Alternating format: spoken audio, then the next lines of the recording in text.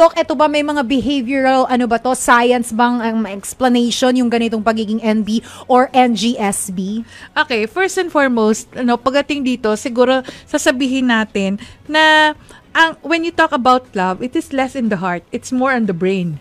So para ma-in love ka talaga, hindi ibig sabihin palaging puro puso dito eh. Dahil kasi ang nagre-react dito yung ating mga unang-una yung mga hormones, tapos yung mga chemicals na involved sa atin. So basically, siguro tatandaan natin yung tinatawag nating noradrenaline. Ito yung noradrenaline ang nagpo-push dun sa adrenaline natin. So pag may nakita tayong na-in love, yung parang nagustuhan mo yung taong to, may rush ka agad, di ba? Yung parang bumubugso yung puso mong ganyan. Tapos, syempre, yung dopamine, ito yung sinasabi na yung chemicals na nagpapasaya sa atin. Yung nakikita mo yun, parang ba't ganun? Ang saya.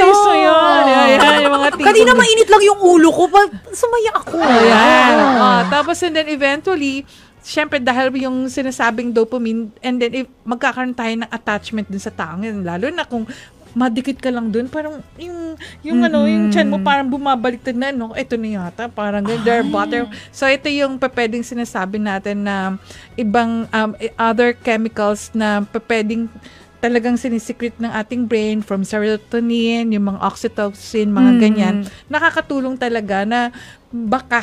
But then, definitely, importante yung ating 5 senses pagdating sa ganyan. Yes. Siyempre, kahit sinabi natin na hindi natin